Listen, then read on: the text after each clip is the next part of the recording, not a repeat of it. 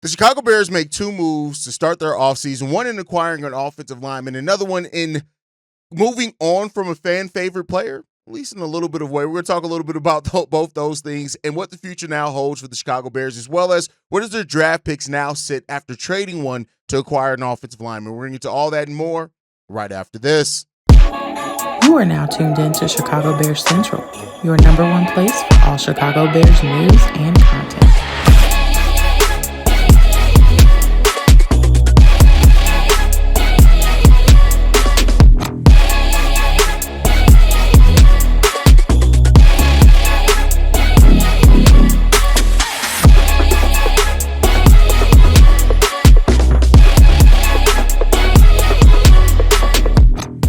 What's going on, Bears fans? Welcome to another episode of Chicago Bears Central, your number one spot for everything Chicago Bears related. I'm the host there, Hayes, but more importantly, you guys can follow the channel at Chi Bears Central on every social media platform we happen to be on. With that said, let's go ahead and get into this content for today, y'all. And so, starting off, the Chicago Bears traded a 6th-round pick for Jonah Jackson, and so this has garnered a lot of different reactions from some Bears fans. Jonah Jackson's a guy who's been a Pro Bowler, right? But Bears fans look at it and say, well, if we're going to pay him, which his cap hit is $17 million, his salary is only $9 million, why not pay Tevin Jenkins, right? Now, here's the thing I'll say. Jonah Jackson, yes, has dealt with some injury concerns, last year being the biggest one, and that was in moving to a different position at center. If you look at Jonah Jackson and keeping him at the guard position, he's been way more healthy than Tevin Jenkins. Yes, he's had his injury concerns, make no mistake about it, right? I'm not going to act like he has not. But taking on the remaining 2 years of his deal, the last year not being guaranteed, which the Bears could get out of it, this is a solid enough move, at least in my opinion. I like this move for the Chicago Bears as a first move, not as the move to fix the offensive line, if that makes sense. You still got to get one of these big-name offensive linemen in here if you really want to shore some stuff up, at least, again, in my personal opinion. So I get it that a lot of people look at it. He's played both center. He's played right guard. He's better at right guard, but he does bring some positional versatility as well for the Chicago Bears. Playing only 4 games last year, that is what it is, right? But the Bears got to make that decision on it. His base salary is $9 million with the signing bonus is 17.5 next year, and it could end up being a 1-year deal if it does not work out. Now, people have compared this to Coleman Shelton, that type of move. And here's what I'll say, right? I think overall it comes down to Ben Johnson, who has coached this guy, for a large part of his career. If Ben Johnson feels comfortable in the system and the scheme, then I'm not mad at it, right? Now, on top of that, I think so. A big part of this move is trusting Ben Johnson, because I do think Ben Johnson was a big part of the decision and the comfort in making this move for Jonah Jackson. I think Ben Johnson had to be a big part of that, right? Now, when you look at why the Rams can move on from him, I think that's because the Rams had a young rookie step into the position when Jonah went down, and he played pretty solidly, right? So if you're able to get a more cost-controlled player in that position, and that's your future, you make that move, right? So the Bears trading the 6th-round pick, I don't really see too much fuss over there, but the money, that is the thing that a lot of people are asking about. Here's the thing. He's good. He's a good player. And I get it. You could say, well, is he a little bit overpaid? Probably, right? And I'm not gonna make an excuse for that. Is he probably overpaid? Yeah.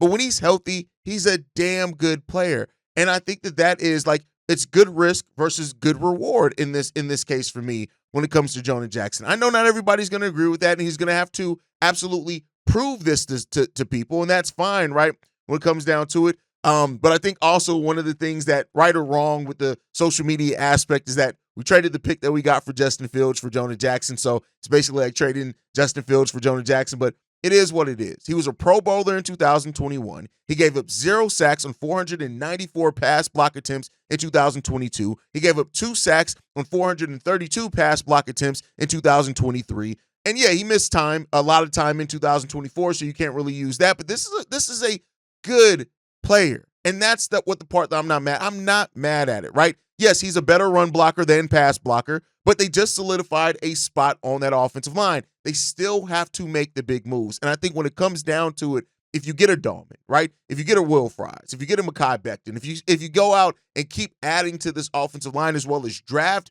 good with the offensive line, I could look at this as a really good move for the Chicago Bears. And with offensive linemen, you got to keep in mind it's about the totality where we are right now. What when it's all said and done, what's everything that you're bringing to the table with the offensive line? So that's what it comes down to, right? So I'm a little bit more favorable on this move than what what some Bears fans are. But I think a big, large part of me being higher on this is the fact that I'm trusting Ben Johnson, right?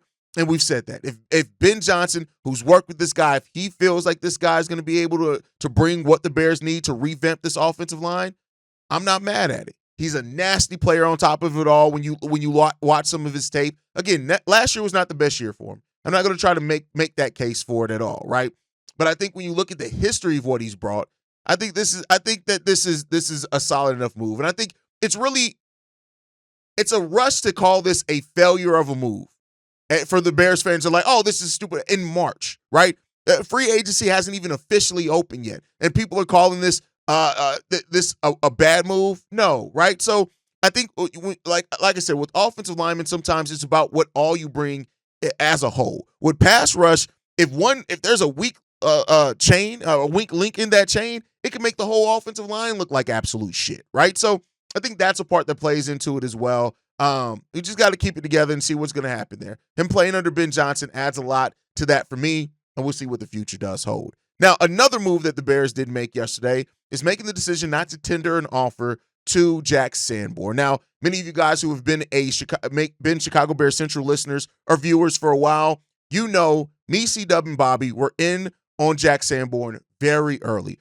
I'm talking about in the preseason games. When we signed him as an undrafted free agent, we were like, hey, that Sanborn kid is pretty good, right? And you saw him work his way up to getting into the rotation, to eventually becoming the starting middle linebacker, all in his rookie year. And then the second year, they did some Chicago bullshit. They changed his position to the outside linebacker, where he's always been more productive at the middle linebacker. That's always what I've said with Jack Sanborn. And so, the decision to move on from Jack Sanborn, I think I could look at it two ways, right? In the way that the Bears look at it, if they're still committed, which obviously they are, to Tremaine Edmonds at middle linebacker, the production that Jack Sanborn's getting you at outside linebacker, it's easily replaceable. Now, the negative side of that is that I think that if another team makes a move and gets Jack Sanborn in there and actually lets him play the middle linebacker position, Bears fans are going to look at it and say, what the hell were the Bears thinking, right? So I can see it from both sides. From the Bears' point of view, you're moving on from a player that was making $900,000, right? And rather than give that player an extension because you could probably get another young linebacker here in the draft or another undrafted free agent linebacker, or maybe they feel more confident in Noel Sewell than what I've seen, something like that, that you can get that similar production. But I think I look at the Jack Sanborn, if we're talking about that as a failed experiment, right?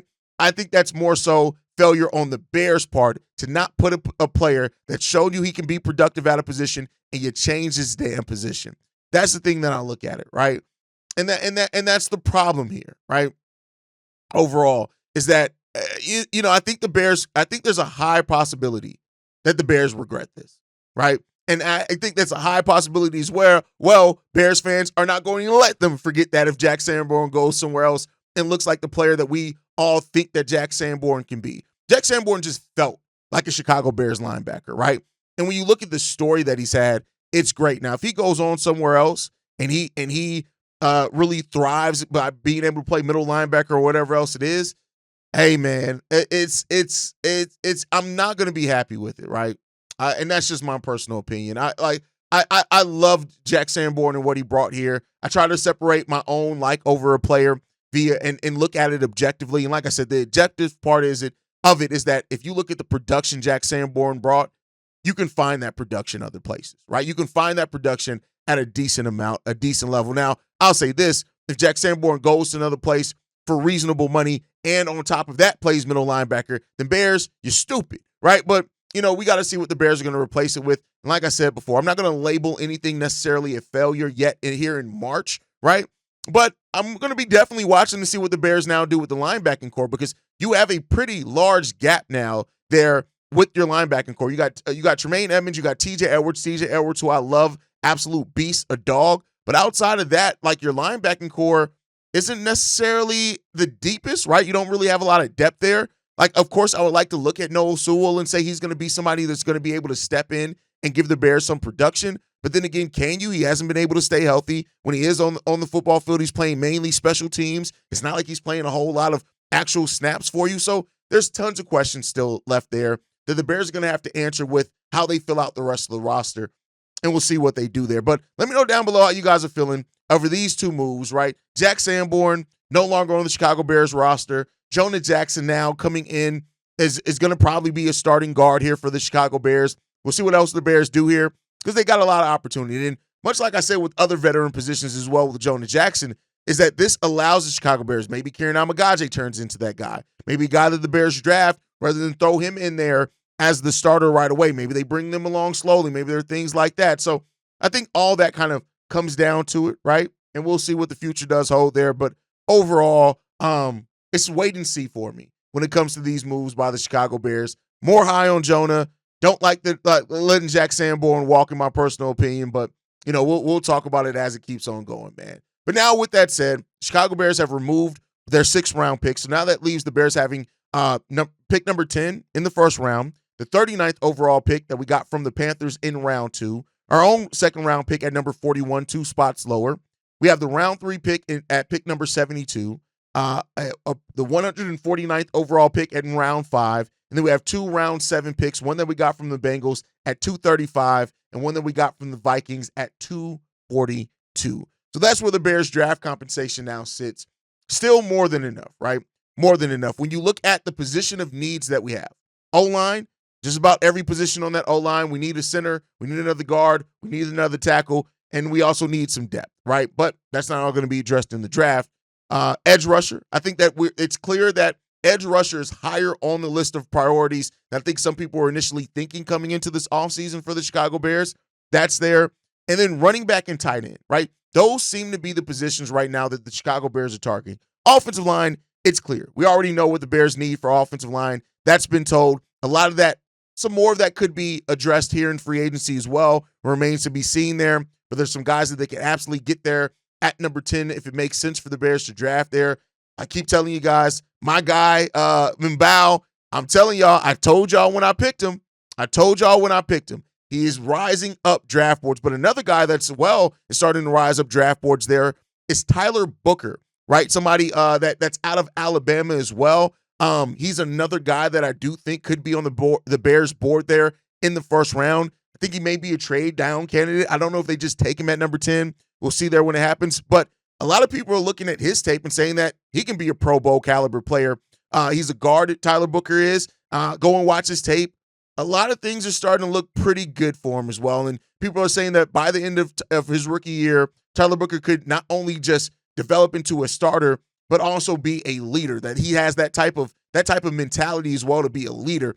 And if you can have a leader on your offensive line, I think that actually goes a long way with your team as far as somebody being that, right? He was a 2-year starter, and he was a captain, and he was a leader of that Crimson Tide team as well. So the thought process that he could develop into a Pro Bowler at that guard position, it can make some sense. It also can make some sense for drafting trading for Jonah Jackson as well. So I think all those things, like the Bears have a lot of out their disposal that they could do there for the offensive line, but there are a number of offensive linemen that I'm really high on in this draft. The edge rusher, we need somebody to bring some more pressure.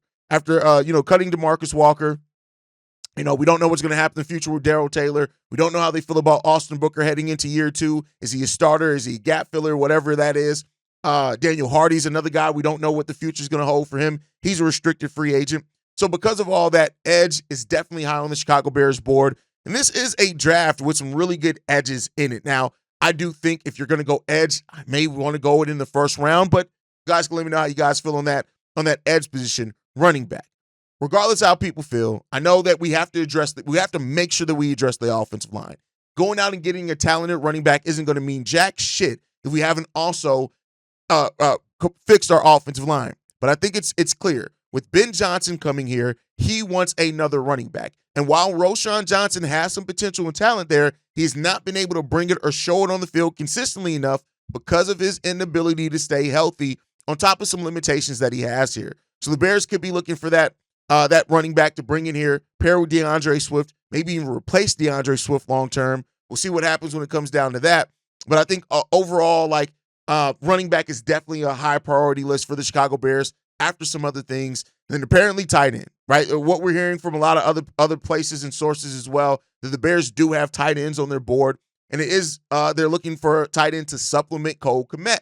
And so, you've got people going back and forth on if that means that there is as much faith in Cole Kmet as what some Bears fans hope they're going to be under Ben Johnson, or are they looking for maybe a long-term replacement for Cole Kmet? But I think either way, you can get a young tight end in here. You can have a dual tight end threat. We are going to use some 2 tight end sets theoretically. So I think all those things point towards it makes sense for the tight end as well. So those are some of the main ones. You guys know I also have safety on my board as well as a need for the Chicago Bears with the injury history of Jaquan Brisker on top of Kevin Byard only having 1 year left on his contract.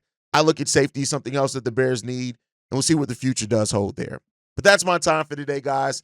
Let me know how you feel down below. Make sure you're following the show at Chi Bears Central. You can send us any feedback, questions, comments, concerns.